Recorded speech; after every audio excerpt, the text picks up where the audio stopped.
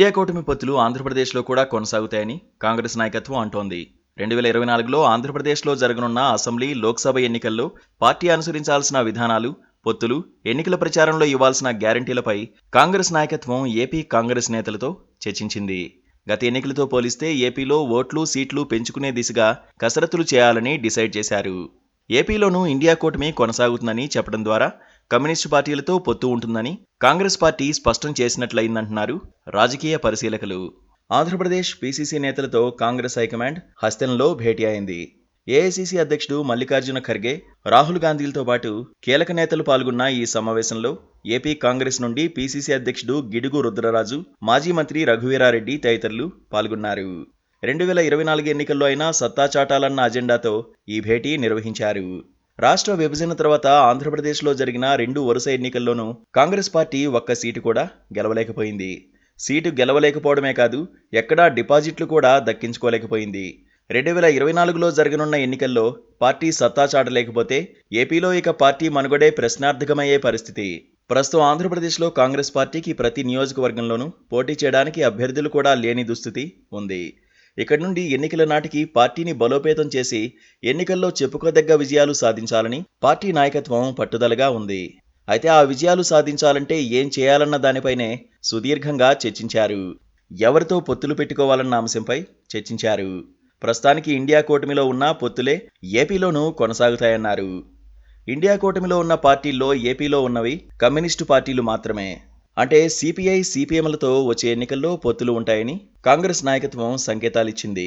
అయితే కాంగ్రెస్తో పొత్తుకు కమ్యూనిస్టులు సిద్ధంగా ఉన్నారా అన్నది తేలాలి.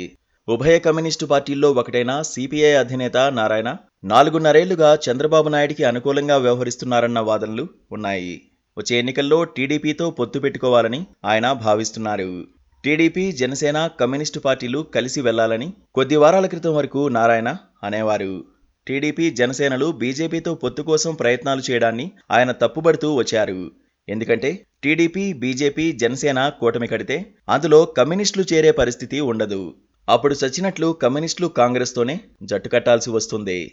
ఏపీలో భూస్థాపితమైన కాంగ్రెస్ పార్టీతో పొత్తు పెట్టుకోవడం వల్ల ఒరిగేదేమీ ఉండదని కమ్యూనిస్టులు భావిస్తున్నారు.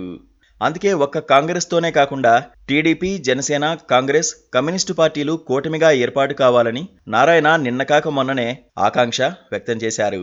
కాంగ్రెస్తో పొత్తుకు టీడీపీ ఒప్పుకున్నా జనసేన సుముఖంగా ఉండే అవకాశాలు లేవంటున్నారు రాజకీయ పండితులు. ఎందుకంటే పవన్ కళ్యాణ్ మొదటి నుంచి కాంగ్రెస్ను వ్యతిరేకిస్తున్నారు. తన సోదరుడు ప్రజారాజ్యం పార్టీ పెట్టినప్పటి నుంచి ఆయన కాంగ్రెస్పై విమర్శలు చేస్తూనే ఉన్నారు. జనసేన పార్టీ పెట్టిన తర్వాత దాన్ని కొనసాగిస్తున్నారు. అయితే చంద్రబాబు కాంగ్రెస్తో పొత్తుకు సై అంటే చంద్రబాబు అడుగుజాడల్లో పవన్ కూడా కాంగ్రెస్తో పొత్తుకు ఒప్పుకుంటారా అన్నది వేచి చూడాలంటున్నారు విశ్లేషకులు. 2018లో తెలంగాణలో జరిగిన ఎన్నికల్లో చంద్రబాబు నాయుడు కాంగ్రెస్, కమ్యూనిస్టులతో పొత్తు పెట్టుకున్నారు. దాన్ని ఏపీలోనూ కొనసాగిస్తారా అన్నది చూడాలంటున్నారు విశ్లేషకులు. ఒకవేళ చంద్రబాబు ఇండియా కూటమిలో చేరడానికి ఆసక్తి చూపితే పవన్ కళ్యాణ్ ఏం చేస్తారు అన్నది ఆసక్తికరంగా మారుతుంది. ప్రస్తుతం పవన్ ఎన్డీఏ కూటమిలో ఉన్నారు. ఈ మధ్యనే ఎన్డీఏ భాగస్వామ్య పక్షాల సదస్సుకు ఏపీ నుంచి హాజరైన ఏకైక పార్టీ జనసేననే.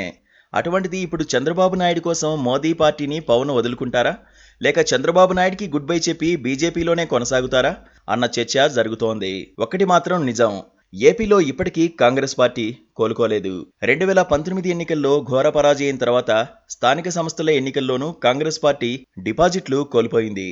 పార్టీ అస్తిత్వం కూడా అదృశ్యమైంది. అటువంటి కాంగ్రెస్ పార్టీతో ఎవరు పొత్తు పెట్టుకున్నా దమ్మిడీ ప్రయోజనం ఉండదన్నది నిష్ఠూర సత్యం అంటున్నారు రాజకీయ పరిశీలకులు.